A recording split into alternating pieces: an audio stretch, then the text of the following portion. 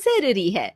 यार राहुल, कैसे हो? चलो कहीं घूमने चलते हैं। हाँ ठीक है, कहाँ चलेंगे? कहीं पहाड़ों पर? अच्छा आइडिया है। ठीक है, मैं बस की टिकट बुक करवा देता हूँ और अच्छा सा होटल भी देख लेता हूँ। ठीक है भाई, लेकिन जल्दी करो। लाइफ में इतना स्ट्रेस हो गया है कि कुछ दिन का रेस्ट तो बहुत जरूरी बन गया है। राज का शाम को फोन आता है राहुल के पास। राहुल, मैंने टिकट बुक करवा दिया है। आज शाम की ही बस है। जल्दी से सामान पैक कर लो। ठीक है, सामान तो मैंने पहले ही पैक कर लिया है। अब तो बस शाम का इंतजार है, जब हम बस पकड़ेंगे और निकल पड़ेंगे धर्मशाला की ओर। शाम को दोनों दोस्त बस स्टॉप पर मिलते हैं और फिर वहाँ से निकल पड़ते हैं शिमला की ओर। सुबह होते होते ये दोनों दोस्त शिमला पहुँच गए, जहाँ ये होटल पहुँचे और वहाँ से निकल पड़े पहाड़ों पर घूमने। राज, यहाँ पहाड़ों पर कितना सुकून है ना। दूर दूर तक सिर्फ और सिर्फ पहाड़ ही है, और घूमने आए लोग भी यहाँ कितनी मस्ती कर रहे हैं। हाँ भाई, ये तो है। चलो कुछ खा ले।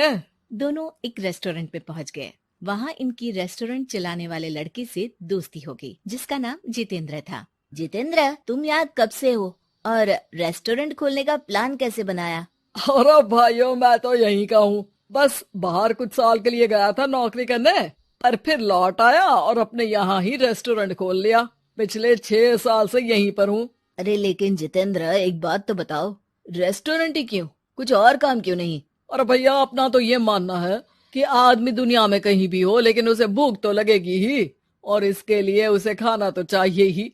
यानी ये धंधा कभी मंदा नहीं पड़ता, इसलिए ये काम शुरू किया था। लेकिन इस काम में क्या मुनाफा भी होता है या फिर बस ऐसे ही काम चल रहा है शौकियाना तौर पर? अरे अरे, क्यों नहीं भैया, काम तो हो ही रहा है, और मुनाफा नहीं होता तो ये 10 लोगों का स्टाफ कैसे रख लेता। वैसे आप भी क्यों नहीं इस बिजनेस में हाथ आजमाते हो? हाँ, आइडिया तो अच्छा है, लेकिन हम लोग तो सिर्फ यहाँ घूमने आए हैं और हमारे पास इतने पैसे भी नहीं है। और अब पैसों की चिंता क्यों करते हो? सिर्फ 5 लाख रुपए लगा कर भी आप काम शुरू कर सकते हो। अच्छा, वो कैसे? अरे, आप रेस्टोरेंट में मेरे पार्टनर बन जाइए। जो मुनाफा होगा वो आधा आधा बांट लेंगे।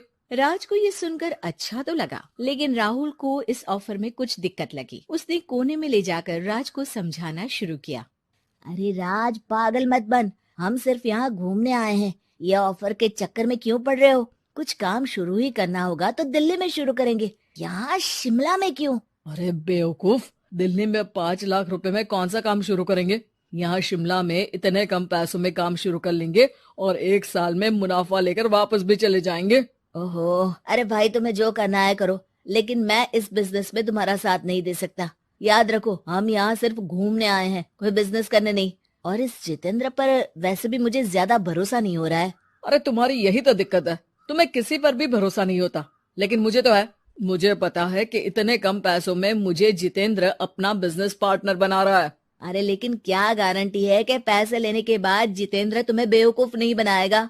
अरे मुझे तो है, मैं कुछ नहीं जानता। मुझे सिर्फ ये पता है कि जितेंद्र मेरे बारे में ज्यादा ना जानते हुए भी मुझ पर कितना भरोसा कर रहा है। मुझे तो लग रहा है कि इसके पीछे उसकी मंशा ठीक नहीं है। बाकी तुम्हें जो ठीक लगे वो करो। मैं तो आज शाम की ही बस से वापस जा रहा हूँ। ठीक है, तुम चले जाओ, लेकिन याद रखना कि आज के बाद मुझसे कभी बात करने की कोशिश मत करना। राहुल गुस्से में वहाँ से चला जाता है। दूसरी ओर राज और जितेंद्र साथ में मिलकर काम करने लगे। राज ने अपने घर से 5 लाख रुपए ये कहकर लिए कि जल्द ही वो 2 गुने पैसे कमाकर 6 महीनों में लौटा देगा। कुछ दिनों बाद, भाई जितेंद्र, तुमने 5 लाख रुपए तो ले लिया है, लेकिन काम में बहुत तेजी नहीं दिख रही है। अरे भाई, काम में थोड़ा समय लगता है, चिंता मत करो यार। हाँ वो तो ठीक है, लेकिन मेरे पैसों का तो कुछ हिसाब दो। कहाँ लगाया तुमने? अरे बड़े आए पैसों का हिसाब मांगने वाले। वो तो शुक्र मनाओ कि इतने कम पैसों में मैंने तुम्हें काम पर रख लिया है। क्या कहा तुमने? मुझे काम पर रखा है? अरे मैं तो तुम्हारा बिजनेस पार्टनर हूँ। बड़ा आया पार्टनर बनने वाला। औकात देखिए अपनी, 5 लाख में रेस्टोरेंट खरीद लिया है क्या?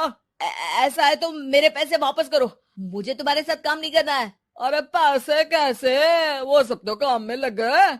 अब तुम्हें वापस जाना है तो चले जाओ, कोई पैसा नहीं मिलने वाला है। राज को अपने साथ होने वाले धोखे का एहसास हो चुका था, लेकिन तब तक देर हो चुकी थी। उसे अपने दोस्त राहुल की याद सताने लगी, जिसने पहले ही आगाह कर दिया था कि इस बिजनेस में धोखा है, लेकिन अब तो देर हो चुकी थी। राज को अब कोई रास्ता नहीं सूझ रहा था।